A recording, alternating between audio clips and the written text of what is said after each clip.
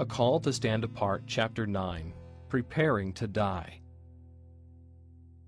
He came out and went, as was his custom, to the Mount of Olives, and the disciples followed him. When he reached the place, he said to them, "Pray that you may not come into the time of trial." Then he withdrew from them about a stone's throw, knelt down, and prayed, "Father, if you are willing, remove this cup from me. Yet, not my will, but yours be done." With his disciples, Jesus slowly made his way to Gethsemane. The moon on that Passover evening shone from a cloudless sky. The tents of all the pilgrims who had come to Jerusalem for the feast were silent. Earlier, Jesus had been in intense conversation with his disciples, but as they neared Gethsemane, he became strangely silent. He often came to this place for meditation and prayer, but never before had he come with a heart as troubled as on this night. He seemed to have lost his Father's support as he came to the moment when he would bear the sins of the world. The disciples couldn't help noticing the great change that had come over their Master.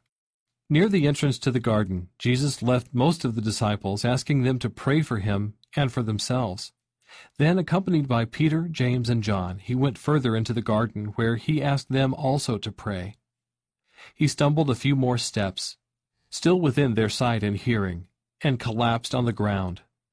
As a human being, he began to suffer the results of humanity's sin. Jesus and Satan had met in deadly conflict in the wilderness 3 years before at the beginning of his earthly ministry, and there he overcame. Now the tempter comes for one final, fearful assault. Everything is at stake for him. If he fails this time, his hope of becoming the master of the world will be gone. In his agony, Jesus clings to the cool ground as if to stop himself from being drawn any further from the Father, and from his lips comes the cry, "My Father, if it is possible, let this cup pass from me. Yet not what I want, but what you want."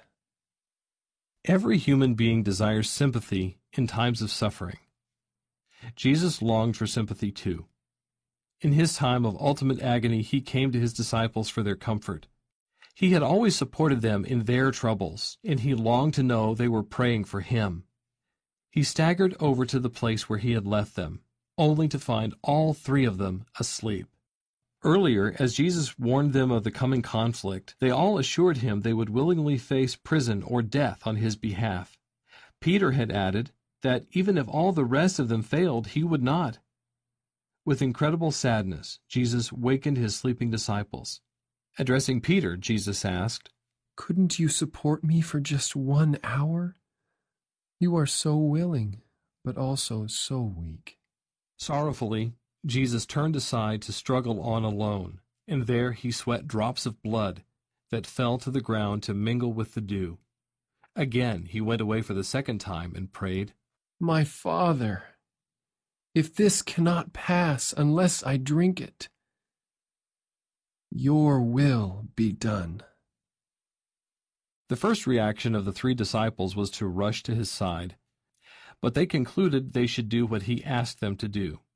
So they prayed, then gradually slipped back to sleep. Later, Jesus approached them for a second time and found them sleeping. They stirred when he came to them, but they found themselves speechless in his presence. At the sight of his blood-streaked brow, they were overwhelmed with fear, unable to understand what was going on. Returning to his place of anguish, Jesus again prayed for his own tempted, agonized soul. What an awesome moment! The destiny of the world was about to be decided. The future of humanity hung in the balance. Even at this moment, Jesus could have declined to take the place of guilty humanity. It was not too late to put this all aside.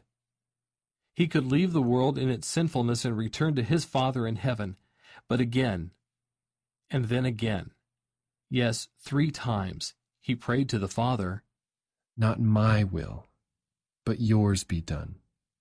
Angels were watching Jesus' agony. They saw the legions of satanic forces around him. Heaven was silent.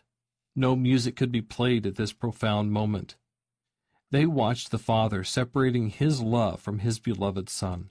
Unfallen worlds watched with the most intense interest as the conflict on earth drew to its climax. Sometime later, even as Christ's agony continued, his deep depression and discouragement left him, and calmly, with peace written on his blood-stained face, he rose to face Calvary. As he walked back to the place where the disciples slept, Jesus was conscious of the approaching mob and woke his associates by announcing the arrival of his betrayer. Standing in front of the disciples, Jesus faced the mob and asked, "Whom do you seek?" When they replied, Jesus of Nazareth! Jesus of Nazareth! Jesus of Nazareth! Jesus answered, "I am he." As he spoke, an angel stood between him and the mob. A divine light illuminated Jesus' face, and a dove-like form cast its shadow. At that sight, the murderous thugs staggered back. Priests, elders, soldiers, even Judas fell to the ground. At that moment, Jesus could easily have escaped, but he stood his ground, even as his accusers lay at his feet. The disciples looked on the scene in silence and awe. Then the scene quickly changed.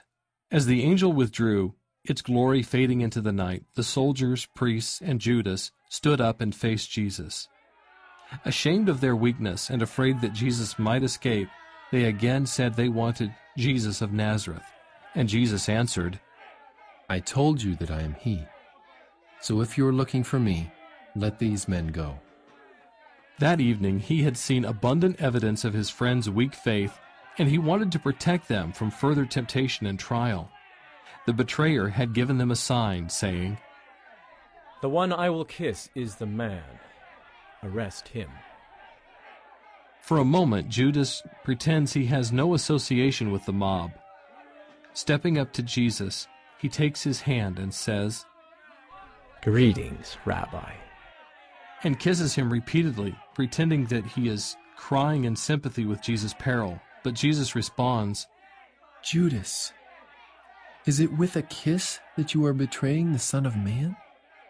If anything could have, this should have stirred Judas' conscience. Sadly, he remained defiant, showing no sign of repentance for this horrible betrayal. Then Jesus said to the chief priests, the officers of the temple police, and the elders who had come for him, "Have you come out with swords and clubs as if I were a bandit? When I was with you day after day in the temple, you did not lay hands on me.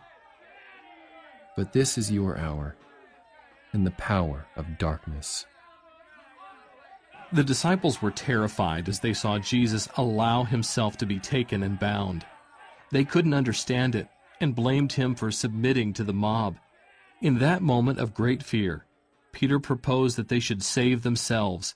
Following his suggestion, all the disciples deserted him and fled.